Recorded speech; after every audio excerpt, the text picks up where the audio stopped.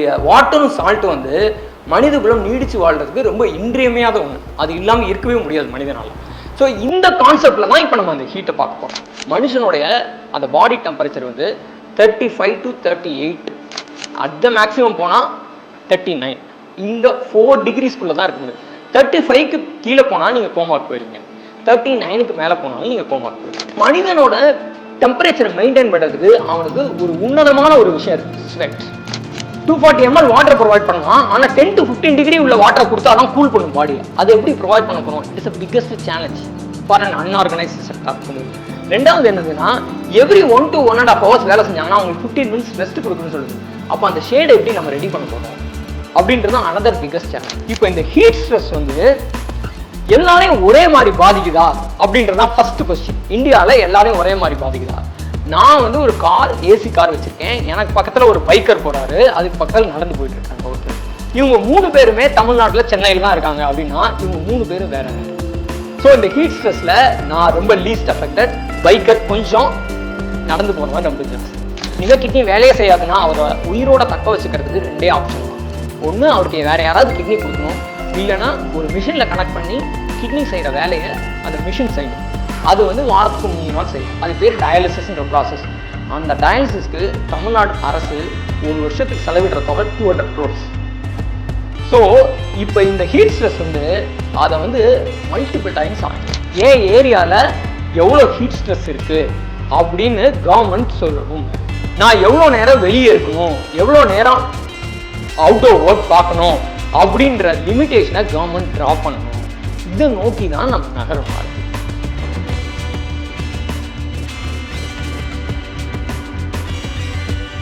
Modern மெடிசனோட தந்தை வந்து hypocrites தான். அவர் வந்து தான் ஃபஸ்ட்டு டிசீஸ் அப்படின்ற ஒரு நோய் அப்படின்ற ஒன்று வந்து இன்டர்னல் என்விரான்மெண்ட், பாடிக்கு உள்ளே இருக்கும், எக்ஸ்டர்னல் என்விரான்மெண்ட், இது ரெண்டுக்கும் நடக்கிற இன்ட்ராக்ஷன்ஸ். இது ஒன்றுக்கு ஒன்று பேசிக்குது, ஒன்றுக்கு ஒன்று தொடர்பில் இருக்குது, இது இன்ட்ராக்ட் பண்ணுது. அதில் நடக்கிற பரிமாண விளைவு தான் நோய், டிசீஸ் அப்படின்றத ஒரு சயின்டிஃபிக் தத்துவத்தை ரொம்ப பேசிக்காக சொன்னார். இப்போ அந்த தத்துவத்தில் முதல் பகுதி எக்ஸ்டர்னல் என்விரான்மெண்ட்டை பற்றி நம்ம 2 ரிசர்ச்சர்ஸ் வந்து எனக்கு புரியாத லாங்குவேஜஸ் எல்லாமே பேசிட்டாங்க. எனக்கு நிறையாது வந்து ரொம்ப ஒரு ஆல்ஃபா பீட்டா மாதிரி இருந்தது. பட் அது வந்து இன்டர்னல் என்விரான்மெண்ட்டை எப்படி பாதிக்க போகுது அப்படின்ற அந்த கான்செப்டில் தான் நான் இங்கே வந்திருக்கேன். அதில் ஏன் வந்து கிட்னிக்கு ரொம்ப முக்கியமான கான்செப்ட் அப்படின்றதுக்கு நான் சொல்லியிருந்தேன். யூஸ்வலாக கிட்னினா நம்ம யூஸ்வலாக அந்த ஆட்டுக்கடையெல்லாம் பார்த்துருப்போம், அது ஒரு பீன் ஷேப்பில் இருக்கும், அதுதான் நம்ம பார்த்துருப்போம். பட் இது என்ன அப்படின்னு கேட்டிங்கன்னா, இதுதான் வந்து அதுக்குள்ளே இருக்க ஒரு ஃபங்க்ஷனல் யூனிட். இது பேர் நெஃப்ரான். ஒரு சாதாரண மனித உடலில் இது வந்து ஒரு கிட்னியில் 1 lakh to few lakhs. So இந்த நெஃப்ரானோட வேலை என்ன அப்படின்னு கேட்டிங்கன்னா, இந்த நெஃப்ரானில் 2 பகுதி இருக்குது. ஒரு ஹெட் மாதிரி ஒரு பகுதி இருக்குது, அப்புறம் ஒரு பெரிய டெயில் இருக்குது.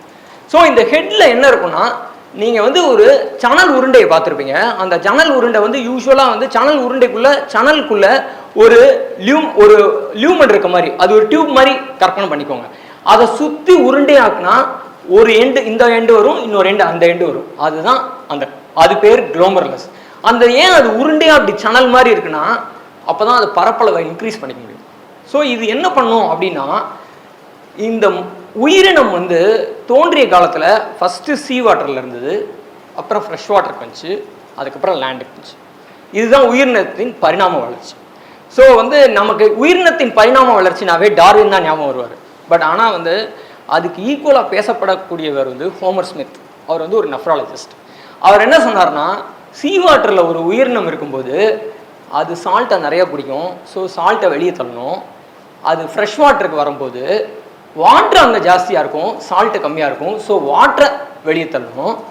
3வது அது லேண்டுக்கு வரும்போது சால்ட்டும் இருக்காது, தண்ணியும் இருக்காது, 2ஐயும் கன்சர்வ் பண்ணணும். இதுதான் அவர் சொல்கிற தத்துவம். அப்போது நீங்கள் சீ வாட்டர்லேயோ இல்லை ஃப்ரெஷ் வாட்டர்லேயோ இருக்கிற ஒரு உயிரினத்தை அடுத்து அதனுடைய கிட்னியை பார்த்தீங்கன்னா இந்த தலை மட்டும்தான் இருக்கும். என்ன இதுனா, அது ஃபில்டர் பண்ணிவிட்டு அதுக்கு தகுந்த மாதிரி வாட்டரை ரிலீஸ் பண்ணிடும், எக்ஸஸ் வாட்டரை ரிலீஸ் பண்ணிடும், எக்ஸஸ் சால்ட்டை ரிலீஸ் பண்ணிடும். அந்த ஃபில்டர் வந்து நம்ம டீ வடிகட்டி மாதிரி தான், ரொம்ப சிம்பிள். ஊற்றுனா ஃபில்டர் ஆகிடும். பட் நார்மலாக டீ வடிகட்டியில் நம்ம எந்த எனர்ஜியும் ஸ்பெண்ட் பண்ண மாட்டோம், கிராவிட்டி மட்டும்தான் எனர்ஜி. பட் ஆனால் வந்து நீங்கள் இதே இது நம்மளுடைய ஹோம் மேக்கர்ஸ் வந்து அம்மாவே யாராவது இப்போ ஒரு தேங்காய் பால் பிழிகிறாங்க அந்த மாதிரி பண்ணும்போது என்ன பண்ணுவாங்கன்னா ஒரு துணியில் போட்டுட்டு ஒரு அழுத்துவாங்க, ஒரு ப்ரெஷர் கொடுப்பாங்க. அப்போ வந்து இன்னும் வந்து அது வடியும். அதுக்கு பேர் தான் வந்து அல்ட்ரா ஃபில்ட்ரேட்னு பேர். ஏன்னா அதுக்கு ஒரு ப்ரெஷர் கொடுக்குறீங்க. ஸோ பாடி என்ன பண்ணுதுன்னா நம்மளுடைய பிளட் ப்ரெஷர் தான் யூஸ் பண்ணி ஃபில்டர் பண்ணுது. ஸோ நம்மளுடைய கிட்னி, ஒரு ஹியூமன் கிட்னி வந்து ஃபில்டர் பண்ணுறது வந்து ஒரு நிமிஷத்துக்கு 125 ml ஃபில்டர் பண்ணிடும். 125 ml ஒரு நிமிஷத்துக்கு ஃபில்டர் பண்ணணும்னா நீங்கள் 4 நிமிஷத்துக்கு ஒருக்கா யூரின் போகணும். ஏன்னா 4 நிமிஷத்தில் 1/2 லிட்டர் வந்துடும். ஆனால் நம்ம யாரும் 4 நிமிஷத்துக்கு ஒரு தடவை யூரின் போகிறதில்ல, 4 மணி நேரத்துக்கு ஒரு தடவை தான் யூரின் போகிறோம். ஏன் அப்படின்னா அந்த 125 ml 124 ml திரும்ப உறிஞ்சிட்டு அந்த 1 ml கான்சன்ட்ரேட்டடாக தான் அனுப்ப வேண்டிய அந்த நீரில் கரையக்கூடிய மெட்டபாலிக் வேஸ்ட் ப்ராடக்ட்ஸ் எல்லாத்தையுமே வெளில அனுப்பிச்சு. ஸோ இப்போ நம்ம சாப்பிட்ற ஆகாரத்தில் 3 விதமான ஆகாரம் சாப்பிடுவோம். ஒன்று வந்து ப்ரோட்டீன் சாப்பிடுவோம், இன்னொன்று ஃபேட் சாப்பிடுவோம், இன்னொன்று கார்போஹைட்ரேட் சாப்பிடுவோம். இதனுடைய ஸ்ட்ரக்சரை உடச்சி பார்த்தீங்கன்னா இந்த கார்போஹைட்ரேட்லேயும் ஃபேட்லேயும் என்ன இருக்கும் அப்படின்னா கார்பன், ஹைட்ரஜன், ஆக்சிஜன். இது எல்லாமே செரிமானம் முடிஞ்ச பிறகு கார்பன் டை ஆக்சைடும் வாட்டராகவும் மாறிடும். ஆனால் நமக்கு பிரச்சனை இந்த புரதம் மட்டும்தான். அந்த புரதத்தில் 2 அடிஷ்னல் ஃபேக்டர் இருக்கும். ஒன்று நைட்ரஜன், இன்னொன்று பாஸ்பரஸ். இது ரெண்டுமே வந்து கிட்னி வெளியே தான் வெளியே வரும். ஸோ அந்த நைட்ரஜனோட என் ப்ராடக்ட் வந்து அமோனியா மாதிரி ஒரு டாக்ஸிக் இது எதுவுமே இல்லை. இந்த ரூமில் அமோனியா இருந்தால் எல்லாருமே ஒரு அரை மணி நேரத்தில் செத்து போயிடுவோம். பட் அந்த அமோனியாவை நான் டாக்ஸிக்காக யூரியாவாக மாற்றி லிவரில் அதை வாட்டர் சால்யூபிளாக நீரில் கரையக்கூடிய பொருளாக மாற்றி கிட்னி தான் வெளியேறும். ஸோ அதுக்கு 1 ml தான் அதை எடுத்துக்கும் 1 நிமிஷத்துக்கு. இப்போ நீங்கள் யோசிச்சு பார்த்தீங்கன்னா நீங்கள் 1 மணி நேரத்தில் 60 ml, 4 மணி நேரத்தில் ஒரு 240 ml. ஸோ நீங்கள் ஒரு 5 மணி நேரத்துக்கு ஒருக்கா யூரின் போகிறீங்க. ஸோ அப்போது இந்த டியூப்ஸ் இருக்குது பார்த்தீங்களா, இந்த டியூப்ஸ் தான் நிலம் வாழ் உயிரினத்தின் இதே. ஏன்னா ஃபில்டரும் பண்ணணும், தேவையான பொருள் எல்லாத்தையும் வாட்டர், சால்ட் எல்லாத்தையும் உள்ளே வாங்கணும், அந்த வேஸ்ட் ப்ராடக்ட்ஸையும் வெளியே தள்ளணும் அந்த 1 ml. இதுதான் அப்போது கிட்னி வந்து ஒரு ஹை எனர்ஜி டிமாண்ட். அவ்வளோத்தையும் ரீஅப்சார்ப் பண்ணணும் அப்படின்னா ஒவ்வொரு நிமிஷமும் 124 ml ரீஅப்சார்ப் பண்ணணும்னா அவ்வளோ எனர்ஜியை யூட்டிலைஸ் பண்ணணும். ஸோ பாடியே வந்து எனர்ஜி டிமாண்ட் விசஸ் சப்ளை தான். ஸோ இந்த டிமாண்டை எங்கேருந்து அது அந்த சப்ளையை எங்கேருந்து எடுத்துக்க போகுது அப்படின்றது தான் விஷயம் வந்து. ஸோ இந்த கான்செப்டில் தான் மனிதனோட எவாலுவேஷனே இருக்குது. மனிதன் வந்து உயிரோடு இருக்கிறதே வந்து கிட்னி தான். அவனுக்கு வந்து ஆக்சுவலாக என்னன்னு கேட்டிங்கன்னா நம்ம சாப்பிட்ற ஒரு நாள் வேஸ்ட் ப்ராடக்ட்ஸை கிட்னி வெளியேற்றுறதுக்கு மினிமம் 600 ml வேணும், மேக்ஸிமம் 10 liters வரைக்கும் அது வெளியேற்றும். ஸோ இவ்வளோ ஒரு ப்ராடாக அதை கான்சென்ட்ரேட் பண்ணுறதுக்கும் ஒரு எபிலிட்டி உள்ள ஆர்கன், டைல்யூட் பண்ணுறதுக்கும் எபிலிட்டி உள்ள ஆர்கன். நீங்கள் ஒரு 2 லிட்டர் தண்ணியை அடுத்த 2 மணி நேரத்தில் குடிச்சிங்கன்னா அடுத்தடுத்து யூரின் போயிட்டே இருப்பீங்க. நைட்டு நீங்கள் தண்ணி குடிக்காமே இருப்பீங்க, ஆனால் யூரின் போகவே மாட்டீங்க. இதுதான் அதனுடைய பியூட்டி. ஸோ அது வந்து சென்ஸ் பண்ணிகிட்டே இருக்கும். ஸோ அதுக்கு தகுந்த மாதிரி இது பண்ணிக்கும். இதை எனர்ஜி வச்சு தான் இதை பண்ணுது. ஸோ வாட்டர் வந்து ஒரு வாட்டரும் சால்ட்டும் வந்து மனித குலம் நீடித்து வாழ்கிறதுக்கு ரொம்ப இன்றியமையாத ஒன்று. அது இல்லாமல் இருக்கவே முடியாது மனிதனால். ஸோ இந்த கான்செப்டில் தான் இப்போ நம்ம அந்த ஹீட்டை பார்க்க போகிறோம். ஸோ இந்த நெஃப்ரானை அந்த ஹீட் என்ன பண்ணுது அப்படின்றது தான் இப்போ நெக்ஸ்ட் இது. ஸோ இது வந்து ஒரு சின்ன பேசிக் ஃபிசிக்ஸ் உங்கள் எல்லாருக்குமே தெரியும். ஒரு பொருள்ல இருந்து ஹீட் வெளியே போகணும் அப்படின்னா ஒன்று அது இன்னொரு பொருளுக்கு கடத்தணும், கண்டக்ஷன், இல்லை ஏருக்கு போகணும், அது கன்வெக்ஷன், இன்னொன்று ரேடியேஷன். இது 3 தான் அதனுடைய காமனஸ்ட் இது. இதில் ஒரு பால் சட்டி நீங்கள் வச்சுருக்கீங்கன்னு வச்சுக்கோங்க, ஒரு சட்டியில் சூடான பாலை ஊற்றுறீங்கன்னு வச்சுக்கோங்க, கொஞ்ச நேரம் கழிச்சு அந்த சட்டி சுடும், அது கண்டக்ஷன். ஒரு அரை மணி நேரம் கழிச்சு வந்து பார்த்தீங்கன்னா அந்த பால் ஆறி போயிருக்கும். அப்போ அந்த ஹீட் என்ன ஆயிடுச்சு, ஆவியாகி போயிடுச்சு. ஏன், நீங்கள் வச்சிருந்த ஹீட்டோட டெம்பரேச்சரோட அட்மாஸ்பியரோட டெம்பரேச்சர் கம்மியாக இருக்குது. ஸோ நேச்சுரலி கன்வெக்ஷன் நடந்துருச்சு. ஸோ அந்த பால் வந்து அட்மாஸ்பியரோட டெம்பரேச்சருக்கு வந்துருச்சு. ஸோ இதுதான் பேசிக் பிரின்சிபிள். ஆனால் இந்த உயிரினத்தில் 2 வகையான உயிரினம் இருக்குது. ஒன்று வந்து எந்த டெம்பரேச்சர்லையும் தன்னோட பாடியையும் அதே டெம்பரேச்சருக்கு மாற்றி வாழக்கூடிய உயிரினம். 10 டிகிரி போனால் தன்னுடைய பாடி டெம்பரேச்சரையும் 10 டிகிரி மாற்றிக்கும். 50 டிகிரி போனால் நம்மளுடைய பாடி டெம்பரேச்சரை 50 டிகிரி மாற்றிக்கும். இது ஒரு வகையான உயிரினம். 2வது உயிரினம் இருக்குது, அந்த டெம்பரேச்சரை மெயின்டைன் பண்ணவே முடியாது, அதுக்கு ப்ராசஸ் வேணும் அப்படின்னு. அது பேர் ஹோமியோதெர்மிக். மனுஷன் அந்த மாதிரி ஒரு ஹோமியோதெர்மிக் இது. மனுஷனுடைய அந்த பாடி டெம்பரேச்சர் வந்து 35 to 38, அட் த மேக்ஸிமம் போனால் 39. இந்த 4 டிகிரிஸ்குள்ளே தான் இருக்க முடியும். 35க்கு கீழே போனால் நீங்கள் கோமாக்கு போயிருவீங்க, 39க்கு மேலே போனாலும் நீங்கள் கோமாக்கு போயிருவீங்க. ஸோ இந்த 4 டிகிரிக்கு நடுவில் தான் மூவ் பண்ண முடியும். அப்போ மனிதனுக்கு கிடைக்கிற, அப்போ மனிதன் வந்து என்ன பண்ணா, அவனை ஒரு பொருளாக நீங்கள் கன்சிடர் பண்ணிங்கன்னா, அவனை ஒரு ஜட பொருளாக கன்சிடர் பண்ணிங்கன்னா இந்த மாதிரி ஹீட் லாஸ் தான். அப்போ ஹீட் ஜென்ரேட் பண்ணும்போது ஹீட் லாஸ் தான் இருக்குது. இந்த ஹீட் லாஸ்லேருந்து மனிதன் எப்படி வேறுபடுறான்னா ஸ்வெட், ஷிவரிங். இப்போ உங்களுக்கு ஒரு கூலாக இருக்கும்போது என்ன பண்ணுறீங்க, குளிருது. அந்த குளிரும் போது என்ன ஆகுதுன்னா, ஏன் குளிருது அப்படின்னா, நீங்கள் குளிர உள்ள மசில்ஸ் வேகமாக வேலை செஞ்சு ஹீட்டை ஜென்ரேட் பண்ணுது. நீங்கள் என்ன பண்ணிடுறீங்க, குளிரான டயத்தில் சூடாக சாப்பிட்ணும் எனக்கு போல தோடுது அப்படின்னு சொல்லி நிறைய சூடாக சாப்பிட்றோம். ஏன், குளுக்கோஸை கொடுத்து அந்த ஹீட்டை ப்ரொடியூஸ் பண்ணுறோம். குளுக்கோஸை எரிக்கும் போது, ஆக்சிஜனோட கலந்து எரிக்கும் போது ஒரு ஹீட் ப்ரொடியூஸ் பண்ணுது. இது சம்மரில் கான்ட்ரரியாக நமக்கு பசிக்கவே பசிக்காது. ஏன் பசிக்க மாட்டேங்குதுன்னா, நீங்கள் சாப்பிட்ற சாப்பாடை எரிச்சா ஹீட் ப்ரொடியூஸ் பண்ணும். அதனால பயாலஜிக்கலாகவே மூளை உங்களை சாப்பிட விடாது. நீராகாரத்தை தான் தேடும். எனக்கு பசிக்கவே இல்லை, கொஞ்சம் சாப்பிட்டாவே வயிறு திம்முன்னு இருக்குது. இதுதான் ரீசன். நீங்கள் அதிகமாக சாப்பிட்டீங்கன்னா உங்கள் பாடி டெம்பரேச்சர் இருக்கும். ஸோ அப்போ வந்து மனிதனோட டெம்பரேச்சரை மெயின்டைன் பண்ணுறதுக்கு அவனுக்கு ஒரு உன்னதமான ஒரு விஷயம் இருக்குது, ஸ்வெட். ஸோ அந்த ஸ்வெட் வந்து என்னென்னா எவாப்ரேஷன் மீடியேட்ஸ் கூலிங். ஸோ இந்த ஸ்வெட்டோட இது என்னென்னா, வேர்த்துட்டு அந்த ஸ்வெட்டு எவாப்ரேட் ஆகும்போது ஒரு சில்னஸ், ஒரு ஃபீல் நமக்கே தெரியும், அந்த ஒரு சில்னஸ் ஃபீல். அது ஒன்று. ரெண்டாவது என்னென்னா, நம்ம ஆர்டிஃபிஷியலாக சார் சொன்ன மாதிரி ஒரு ஏசி வச்சுக்கிறோம், ஒரு ஃபேன் வச்சுக்கிறோம். ஸோ அந்த கூல் ஏரை கொண்டு வந்து கன்வெக்ட் பண்ணுறோம். ஸோ இந்த கன்வெக்ஷன் லாஸை மெக்கானிக்கலாகவும் ஸ்வெட் வந்து இன்ட்ரின்சிக்காக நமக்கு உரிதான ஒரு விஷயம். ஸோ இப்படி தான் அந்த டெம்பரேச்சரை ஃபைனாக பேலன்ஸ் பண்ணுறோம் வந்து. ஸோ நம்மளுடைய மேக்ஸிமம் பாடி டெம்பரேச்சர் வந்து ஆவரேஜாக வந்து ரிசர்ச் என்ன சொல்லுதுன்னா 37.5 தான் நார்மல். அது 38 தாண்டிச்சுன்னா ஹைப்பர் தெர்மியா, 40 தாண்டிச்சுன்னா ஹீட் ஸ்ட்ரெஸ், 40 தாண்டினா கண்டிப்பாக கோமாவில் இருப்பீங்க, அப்படி தான் சொல்லுது.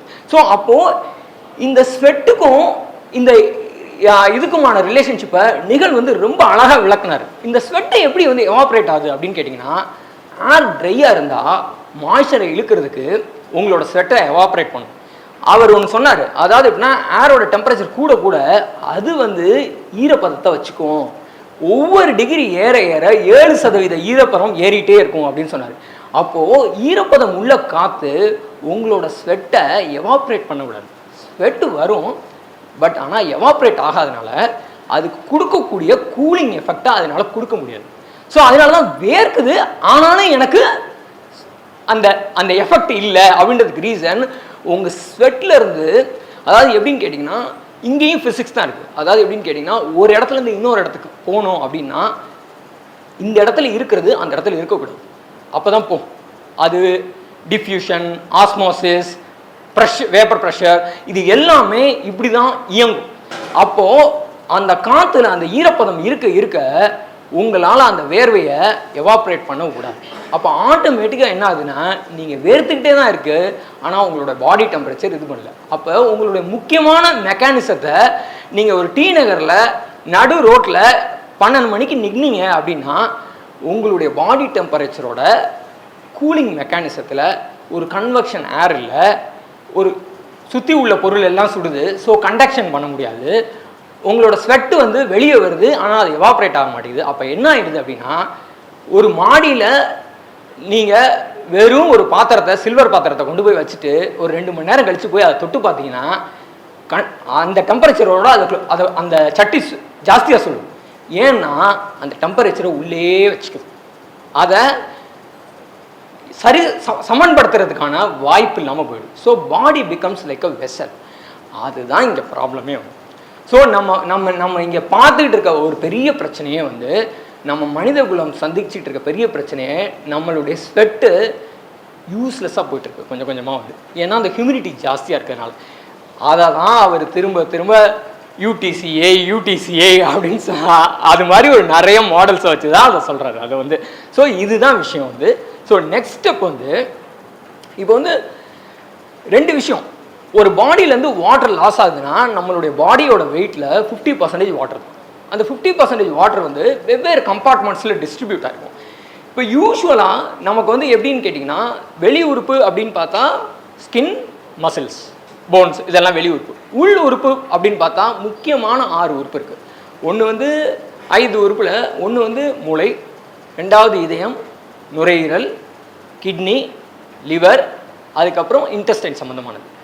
இதில் வந்து ஒரு இடத்துல இதில் வந்து பாடி வந்து ஒரு ப்ரையாரிட்டி வச்சுருக்கும்.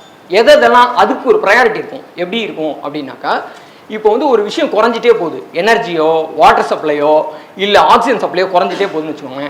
அது ஃபஸ்ட்டு என்ன பண்ணுன்னா ஸ்கின்னுக்கும் மசிலையும் கட் பண்ணும்.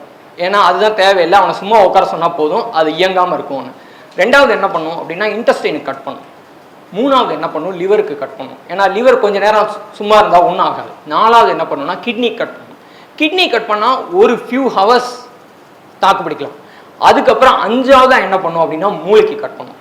ஏன்னா மூளைக்கு கட் பண்ணும்போது கொஞ்சம் டயர்டாகும், அந்த ஒரு இதாகும்.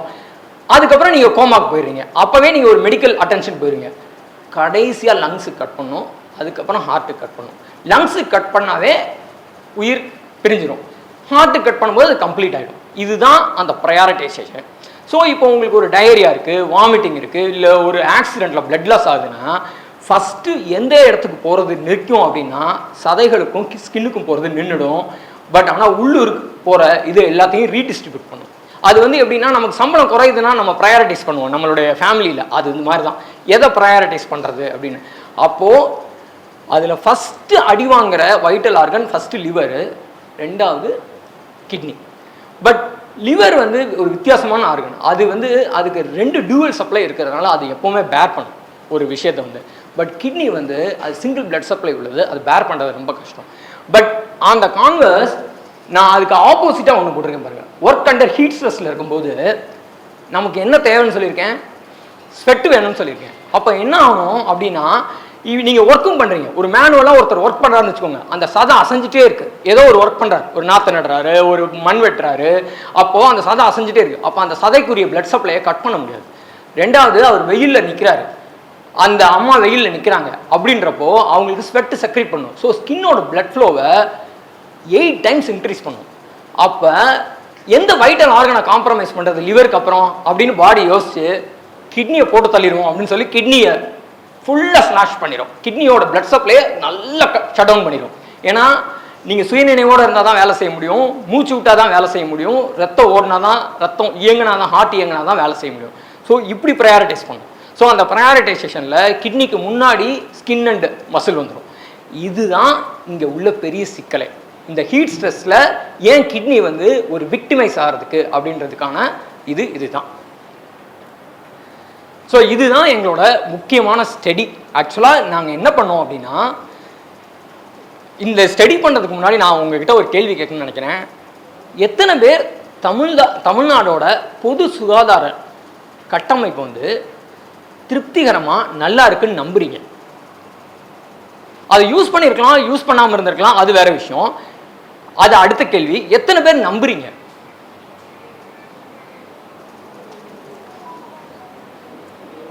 மூணு பேர் 4 பேர் நம்பியிருக்கீங்க. எத்தனை பேர் நம்பல? ஏதாவது ஒரு பக்கம் தான் நிற்கணும் நம்ம. எஸ், எத்தனை பேர் நம்பல? Very good.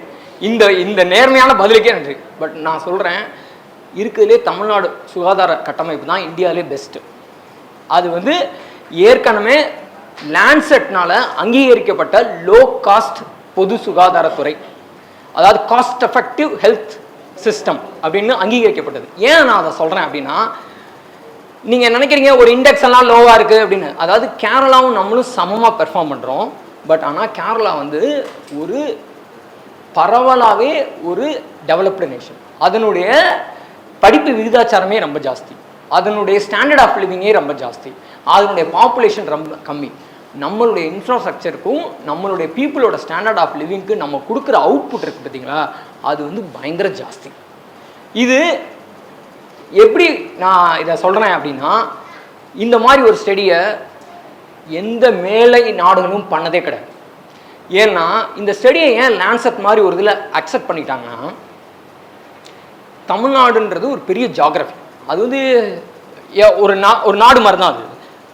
அதை அதில் ஃபுல்லாக சாம்பிள் எடுக்கணும் ஒன்று. அப்போது 2800 பிஹெச்சிலேருந்து சப் சென்டர்லேருந்து பீப்புளை இன்வால்வ் பண்ண வைக்கணும். ஒரு இடத்துக்கு போகணும். அந்த சாம்பிளை நாங்கள் எப்படி எடுத்தோன்னு சொல்கிறேன், அடுத்த ஸ்லைடு. நாங்கள் என்ன பண்ணோம், தமிழ்நாடை வந்து ஆல்ரெடி கவர்மெண்ட் வந்து 7 அக்ரிகல்ச்சர் ஜோனாக பிரிச்சிருக்கு. அதில் கன்னியாகுமரி நீலகிரிஸையும் நாங்கள் வந்து இன்னொரு ஜோனோட டேக் பண்ணிட்டோம். வசதிக்காக 5 ஜோனாக பிரிச்சுட்டு ஒவ்வொன்றுலையும் 25 வில்லேஜஸாக ரேண்டமாக செலக்ட் பண்ணுவோம். அந்த 20 இதெல்லாம் வந்து நெஃப்ராலஜி டிபார்ட்மெண்ட் பண்ணதில்லை, இதெல்லாம் பப்ளிக் ஹெல்த் டிபார்ட்மெண்ட் பண்ணது. அப்போ நம்மளுடைய பொது சுகாதார கட்டமைப்பு எவ்வளோ ஸ்ட்ராங்காக இருக்கும்னு பாருங்கள். 25 வில்லேஜ் பிரித்து அந்த 25 வில்லேஜில் போய் 30 பேரை ஒவ்வொரு இதுலையும் தேர்ந்தெடுக்கும். ஒவ்வொரு வில்லேஜ்லேருந்து 30 பேரை தேர்ந்தெடுக்கணும். So that the total amount will be 3750. அதுதான் எங்களோட டார்கெட். நீங்கள் போய் அந்த வில்லேஜில் ஃபஸ்ட்டு எத்தனை வீடுன்னு ஒரு நாள் பார்க்கணும். அதுக்கப்புறம் அந்த மெத்தடாலஜியில் ஃபுல்லாக லிஸ்ட் பண்ணிட்டு வரணும். இத்தனை வீடு, இத்தனை பப்ளிக் பில்டிங்ஸ், இத்தனை இது. அடுத்த நாள் வந்து அதை எல்லாத்தையும் லிஸ்ட் பண்ணிவிட்டு ஒரு கம்ப்யூட்டரில் கொடுத்தா அதை ரேண்டமாக செலக்ட் பண்ணி ஒரு 30 பேர் வீடை சூஸ் பண்ணணும். அந்த 30 வீட்டிலேருந்து இன்னொரு ரேண்டமைசேஷன் பண்ணி ஒரு ஆளை செலக்ட் பண்ணணும். அப்போது தமிழ்நாட்டில் எந்த மூலையிலையும் நம்மளுடைய ஹெல்த்தை ரீச் பண்ணுற கெப்பாசிட்டி நம்ம இருக்குன்னு ப்ரூவ் பண்ணிடுவோம்.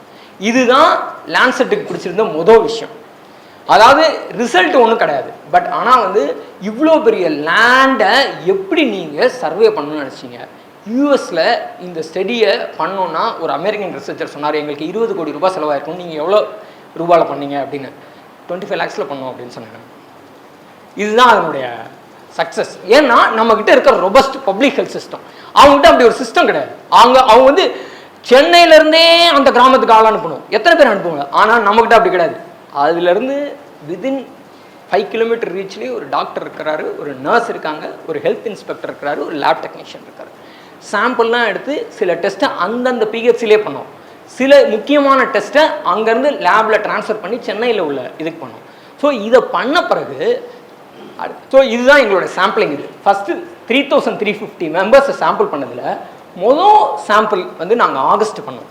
அதில் வந்து 400 பேருக்கு கிட்னி பிரச்சனை இருக்குதா தெரிஞ்சது. எப்படி கிட்னி பிரச்சனை இருக்குன்றதை கிளாஸிஃபை பண்ணோம்னா அதனுடைய ஃபங்க்ஷனுக்கு எங்களுக்கு ஒரு மார்க்கர் இருக்குது, கிரியாட்டினின் அப்படின்ற மார்க்கர் இருக்குது. அது பேஸ்டாக கிட்னி எவ்வளோ ஃபங்க்ஷன் பண்ணுறப்போ 30% குறைஞ்சா அது ஃபங்க்ஷன் கம்மியாக இருக்குன்னு எடுத்துக்கலாம் அப்படின்னு ஒரு பேஸ்லைன் யூனிவர்சல் கைட்லைன் இருக்குது. ஸோ அந்த 30% ஃபங்க்ஷன் 90லேருந்து 60க்கு வந்து அவங்க 400 மெம்பர்ஸ் 17.7%.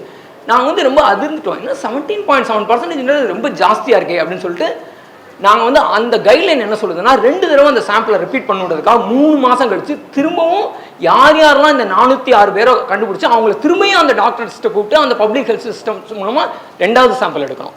2வது சாம்பிள் எடுத்தப்ப 178 பேருக்கு தான் கம்மியாக இருக்கிற மாதிரி இருந்துச்சு. ஸோ டோட்டல் பர்சன்டேஜில் 5.31%.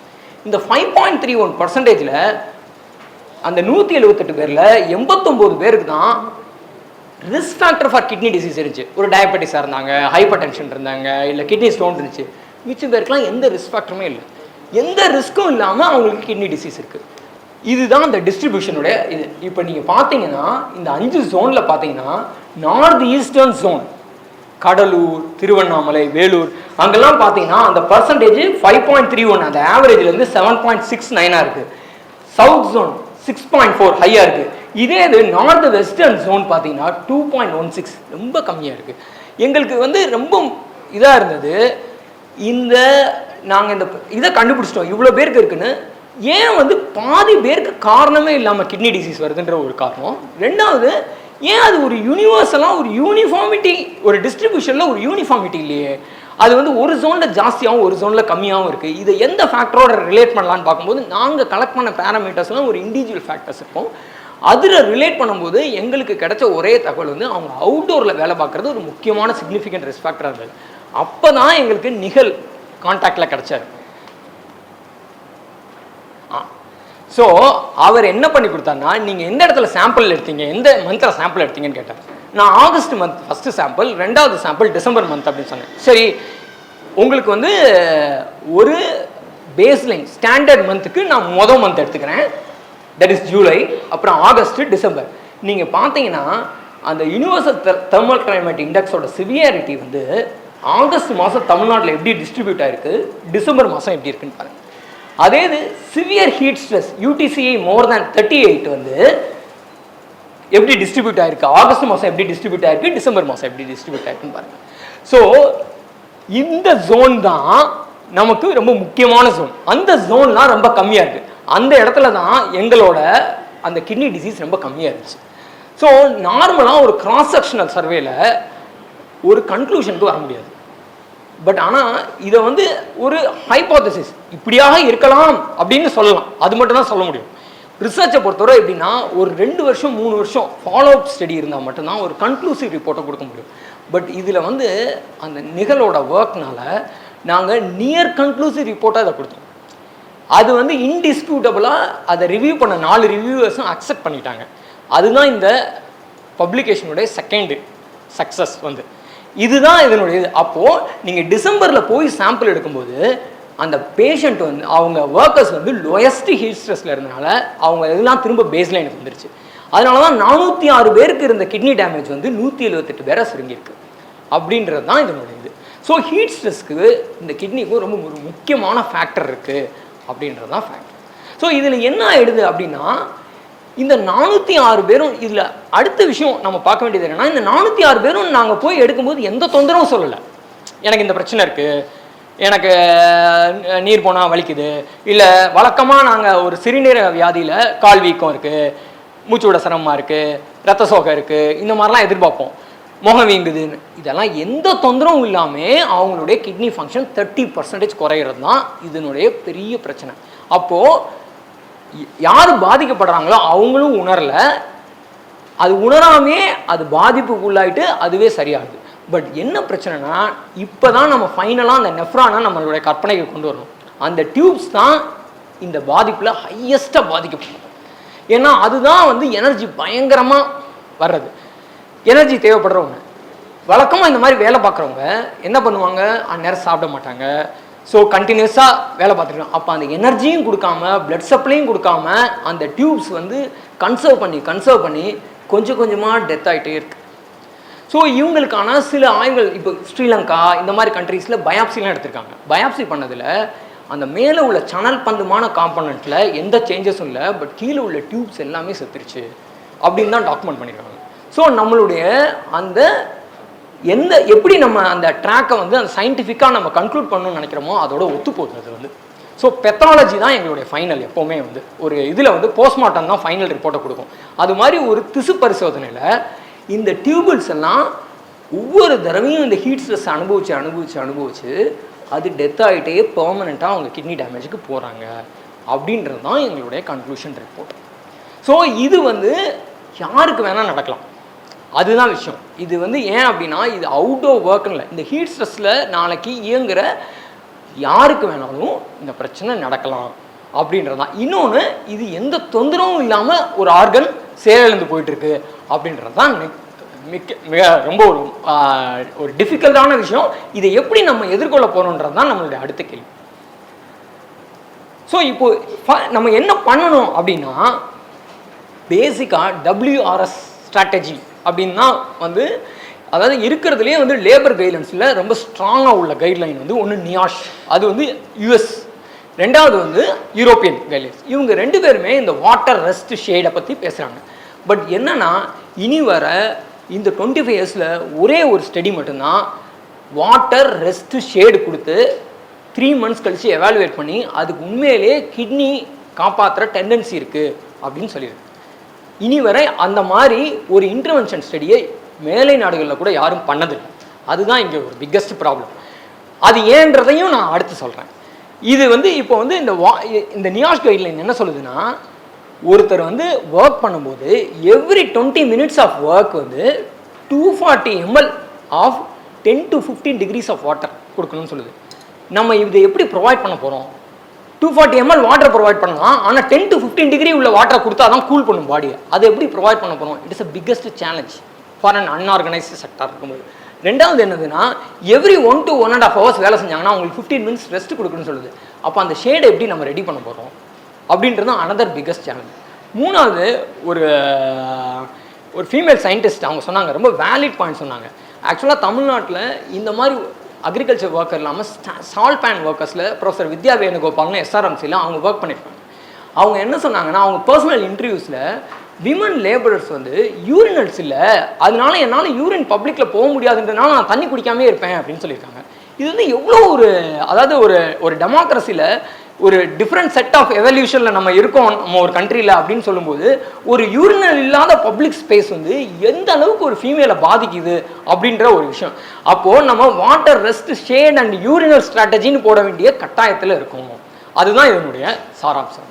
ஸோ இதில் நெக்ஸ்ட்டு எங்களோட முக்கியமான பாயிண்ட்டு, இந்த outdoor work hours of course every இண்டிவிஜுவல்டே நாங்கள் எப்படின்னா மெஷர் பண்ணல, அவங்கள்ட்ட ஒரு ஜஸ்ட்டு கேள்வியாக தான் கேட்டோம். அதில் நிறையா பயாஸ் இருக்கும். யாரும் வந்து பின் பாயிண்ட் பண்ணி சொல்ல மாட்டாங்க.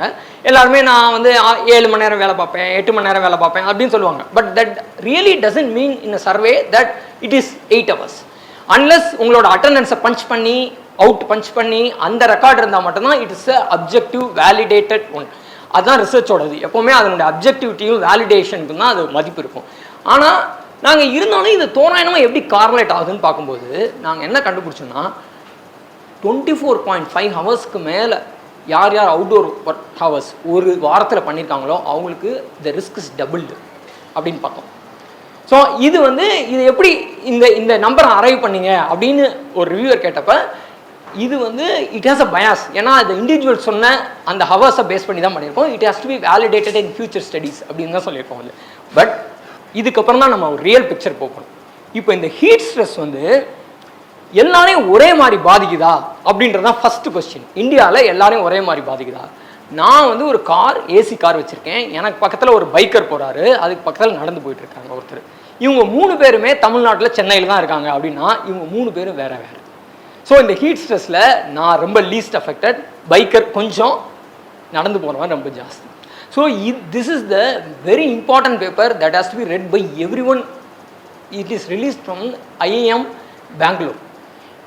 இந்த பேப்பர் வந்தப்போ அது ஒரு பெரிய பேசு பொருளாகவே ஆகல. அதாவது எப்படின்னா காஸ்ட் இன்இக்வாலிட்டி இன் ஆக்குபேஷனல் எக்ஸ்போஷரே ஃபஸ்ட்டு அவங்க தான் இது பண்ணாங்க. வந்து கம்ப்ளீட் சர்வேல அவங்க கண்டுபிடிச்ச ஒன்று என்னென்னா, இது நிகழ் போட்ட மாதிரியே UTCA இன் 2019 போட்டிருக்காங்க, இது 2022. நீங்கள் பார்த்தீங்கன்னா அவர் காமிச்சது அப்படியே தமிழ்நாட்டில் ரிஃப்ளெக்ட் ஆகிருக்கும். எப்படி வந்து அவர் வந்து ஒர்க் பண்ணியிருக்கிறாரு அப்படின்றதுக்கான சாட்சி அனதர் இதுதான் வந்து. ஸோ அவங்க பார்த்தப்ப அவங்க கண்டுபிடிச்சது என்ன அப்படின்னு கேட்டிங்கன்னா, காஸ்ட் வைஸாக அதர்ஸ், OBC, SC STன்னு பிரிச்சிருக்காங்க. அதில் வந்து கம்பேர்ட் டு அதர்ஸை விட அந்த ஒர்க் ஹவர்ஸ் பார்த்தீங்கன்னா நீங்கள் ரெட் இஸ் அதர்ஸ், மிச்சவங்களாம் பாருங்கள் டிப்பிக்கலாக எல்லாருமே அந்த 5 hours எக்ஸிட் ஆயிடுவாங்க. ஸோ நாங்கள் சொன்ன அந்த 24.5 hours பெர் வீக்குன்றது 5 hours a day. அந்த 5 hours எக்ஸிட் ஆகிற பாப்புலேஷன் எல்லாமே OBC, SC ST தான். ஏன்னா அவங்க தான் ப்ளூ காலர் ஜாப்ல இருக்காங்க. ஸோ இந்த ஹீட் ஸ்ட்ரெஸ்னுடைய வல்னரபிலிட்டி அண்ட் விக்டிமைசேஷனும் ஒரு இன்இக்வாலிட்டி இருக்குது. ஸோ இதுதான் நம்ம கைட்லைனில் அட்ரஸ் பண்ண வேண்டிய ஒரு முக்கியமான அம்சமாக நான் பார்க்குறேன். இது வந்து அந்த UTCA மோர் தேன் 32 டிகிரி சென்டிகிரேட்னுடைய எக்ஸ்போஷர். நீங்கள் கம்பேர் டு அதர்ஸோட மற்றவங்களாம் எவ்வளோ எக்ஸ்போஷர் ஆகிறாங்க பாருங்க, OBCயோ ஒரு SCயோ ஒரு STயோ. ஸோ இதுதான் முக்கியமான factor. So as we go down the social hierarchy, the heat stress is affecting more. அப்போது அவங்களுக்கான இன்சிடென்ஸ் ஃபார் கிட்னி டிசீஸும் ஜாஸ்தியாக தான் இருக்கும். ஆனால் அதே தான் அவங்களுக்கான அக்சசிபிலிட்டி ஃபார் த ட்ரீட்மெண்ட் வந்து லெஸராக இருக்கும். ஸோ தமிழ்நாடு கவர்மெண்ட் வந்து என் ஸ்டேஜ் கிட்னி டிசீஸ், அதாவது டயாலிசிஸ் அப்படின்ற ஒரு ப்ராசஸை வச்சு தான் நாங்கள் அந்த கிட்னி பேஷண்ட்டு கிட்னி ஃபுல்லாக பிரச்சனை ஆகிடுச்சு, இனிமேல் கிட்னி வேலையே செய்யாதுன்னா அவரை உயிரோட தக்க வச்சுக்கிறதுக்கு 2 ஆப்ஷன் தான். ஒன்று அவருக்கு வேறு யாராவது கிட்னி கொடுக்கணும், இல்லைனா ஒரு மிஷினில் கனெக்ட் பண்ணி கிட்னி செய்கிற வேலையை அந்த மிஷின் செய்யணும். அது வந்து வாரத்துக்கு 3 நாள் செய்யணும். அது பேர் டயாலிசிஸ்ன்ற ப்ராசஸ்.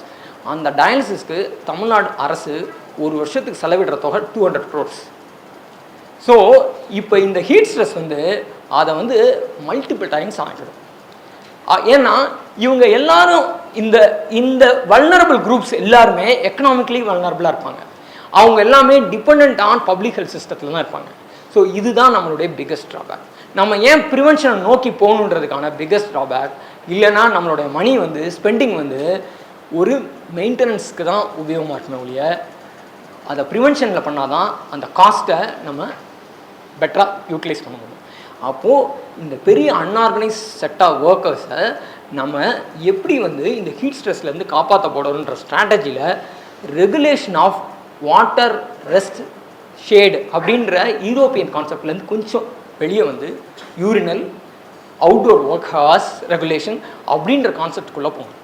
இப்போ ரீசெண்டாக my brother is in Singapore. So நான் அங்கே போயிருந்தப்போ ஒரு அலாரம் அடிச்சுது. என்ன அலாரம் அப்படின்னு கேட்டப்போ எல்லா ஏரியாஸ்லேயும் அந்த ஹீட் ஸ்ட்ரெஸ் வந்து ஒரு கிரிட்டிக்கல் லிமிட்டுக்கு மேலே போகும்போது கவர்மெண்ட் வந்து ஒரு அலாரம் அடிக்குது. அந்த அலாரம் மீன்ஸ் தட் இன்னைக்கு டேல இவ்வளோ ஹவர்ஸ் தான் நீங்கள் ஒரு அவுட்டோர் எக்ஸ்போஷர் இருக்கணும் அப்படின்னு சொல்கிறது தான். So everybody should abide by that. அதுதான் அந்த கான்செப்டுக்கு தான் நம்ம போகணும். ஸோ நமக்கு வந்து ஏன் ஏரியாவில் எவ்வளோ ஹீட் ஸ்ட்ரெஸ் இருக்குது அப்படின்னு கவர்மெண்ட் சொல்லணும்.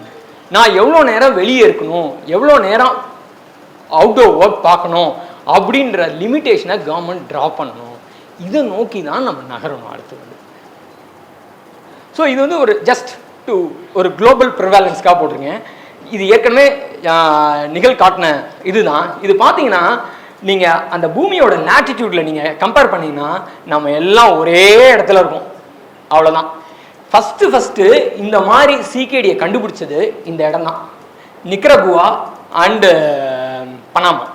அங்கே உள்ள சுகர் கேன் ஒர்க்கர்ஸ் மத்தியில் தான் வந்து இதை ஃபஸ்ட்டு 1990 கண்டுபிடிச்சாங்க.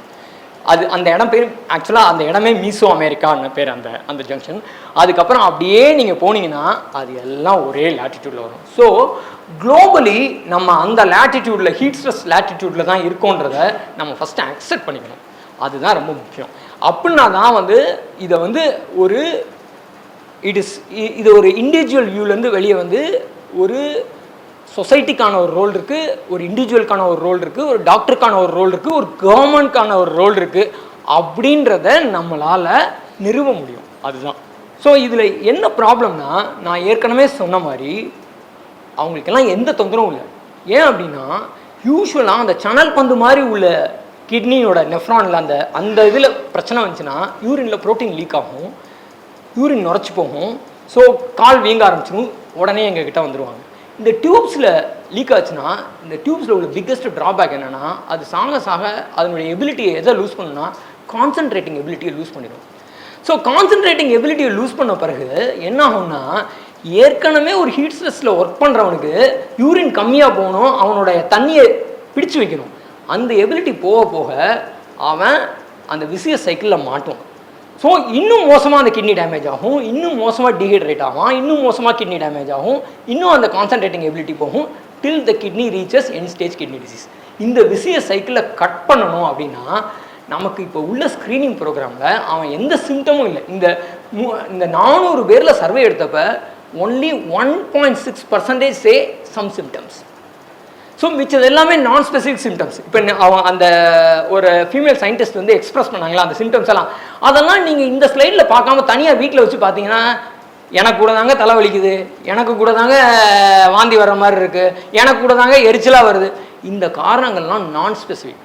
அதாவது you cannot attribute towards a particular problem. ஏன்னா இந்த ஹீட் ஸ்ட்ரெஸ்ஸோட ப்ராப்ளமே என்னென்னா, மயக்கடிச்சு விழுந்தா கூட, ஸ்ட்ரோக்கே வந்தால் கூட உங்களுக்கு ஹீட் ஸ்ட்ரெஸ்னாலதுன்னு ஒரு டாக்டரே கூட டயக்னோஸ் பண்ண மாட்டார். He will say as heat stroke, he will document as heart attack, he will document as coma under evaluation. அதுதான் பெரிய பிரச்சனை நமக்கு வந்து. எப்படின்னா we are really under evaluating the death and hospitalization due to heat related illness. ஏன்னா அதுக்குன்னு specific சிம்டம்ஸே கிடையாது. அவங்க எடுத்து போட்ட சிம்டம்ஸை நீங்கள் எப்பப்பெல்லாம் வரும் அப்படின்னு உங்கள் வாழ்க்கையில் பார்த்தீங்க, மென்சுரல் டிஸ்டர்பன்ஸ் எப்பப்பெல்லாம் வரும், எல்லா இடத்துக்கும் வரும். உடல் பருமனாக இருந்தால் வரும், லீனாக இருந்தால் வரும், தைராய்டு இருந்தால் வரும், ஏகப்பட்ட காரணம் இருக்குது. You cannot related to that. அந்த காசல் ரிலேஷன்ஷிப்பை கொண்டு வரது தான் இருக்கிறதுலே மெடிசனில் டஃபஸ்ட் பாயிண்ட். வந்து அந்த இதுக்கு சம்மந்தம் இருக்குன்னு சொல்கிறது இருக்குது பார்த்தீங்களா, அதுதான் இருக்கிறதுலே ரொம்ப டஃபஸ்ட் பாயிண்ட். ஆல்கஹால் குடித்தா கல்லீரல் போயிடும்னு சொல்கிறது அந்த டஃபஸ்ட் பாயிண்ட்டை பிரேக் பண்ணுறது தான் இருக்கிறதுல. அதுக்கப்புறம் தான் நீங்கள் ஒருத்தரை கன்வின்ஸே பண்ண முடியாது. வந்து அந்த டஃபஸ்ட் பாயிண்ட்டே நம்ம இன்னும் ரீச் பண்ண முடியல. அதில் தான் எங்களுடைய அடுத்த கட்ட இது இருக்கணும்னு நான் நினைக்கிறேன். அப்போது நீங்கள் வந்து இந்த வாட்டர் ஷேட் ரெஸ்ட் இன்டர்வென்ஷன் பண்ணி அவங்களுக்கு எக்ஸ்பீரியன்ஸ் எப்படி இருக்குது, இவங்களுக்கு எப்படி எக்ஸ்பீரியன்ஸ் இருக்குதுன்னு கேட்கும்போது தான் நீங்கள் அந்த காசல் ரிலேஷன்ஷிப்பை கொடுக்க முடியும். இப்போ இந்த பக்கம் இருக்காங்கன்னா இந்த பக்கம் இருக்கவங்களுக்குலாம் தண்ணி ஷேடு கொடுத்துட்டு இந்த பக்கம் இருக்கவங்களுக்குலாம் தண்ணி ஷேடு கொடுக்காம அப்படியே வச்சுருந்துட்டு நீங்கள் ஈவினிங் 4 மணிக்கு உங்களுடைய மனநிலை எப்படி இருக்குது, இவங்களுடைய மனநிலை எப்படி இருக்குதுன்னு பார்த்தா தான் the same atmosphere exposure but ஆனால் ஒருத்தருக்கு வாட்டர் ஷேட் ரிசீவ் பண்ணியிருக்காங்க, இன்னொருத்தர் ரிசீவ் பண்ணலை. அப்போ மனநிலை மாறி இருக்குன்னா இட் இஸ் த ரீசன் அப்படின்னு நான் சொல்ல முடியும். ஸோ இந்த மாதிரியான ஒரு கம்பேரிட்டிவ் அனாலிசிஸில் தான் நம்ம நெக்ஸ்ட் ஸ்டெப்புக்கு போக முடியும். பட் ஆனால் இதெல்லாம் ஹை இன்வெஸ்ட்மெண்ட் உள்ள ஒரு விஷயம். அப்போது டைரெக்டாகவே ரெகுலேஷனுக்கு நம்ம யூரோப்பியன் பேஸ்டாக போகிறது தான் ஒரு லோ இன்கம் கண்ட்ரீஸ்க்கு நம்ம பண்ணக்கூடிய ஒரு விஷயம். எல்லாத்தையும் அந்த காசல் ரிலேஷன்ஷிப்பை எஸ்டாப்ளிஷ் பண்ணி தான் பண்ணணும் அப்படின்னா it will take another decade. அதுக்குள்ளே நிறைய டேமேஜ் நடந்துடும். ஸோ இதில் நாங்கள் சஜஸ்ட் பண்ணுறது என்னென்னா, ஹை ரிஸ்க் குரூப்ஸாக இனி வரும் அந்த லிட்ரேச்சரில் நாங்கள் கிளாஸிஃபை பண்ணியிருக்கிறது வந்து agriculture, construction worker, brick kiln workers, salt pan and coir industries. இவங்க தான் highest risk for this heat stress அப்படின்னு கிளாஸிஃபை பண்ணியிருக்கோம். இவங்க எல்லாத்துக்குமே இயர்லி அந்த சீரம் கிரியாட்டினின் அப்படின்ற மார்க்கரை கண்டிப்பாக கவர்மெண்ட்டை பார்க்க வைக்கணும். அப்போ தான் ஏர்லியராக நம்ம கண்டுபிடிக்க முடியும். அவங்கள வாலண்டியராக நம்ம போய் செக்அப் பண்ணணும் அப்படின்றது தான் இதனுடைய எங்கள் ஸ்டடியோட recommendation. Thank you so much for listening.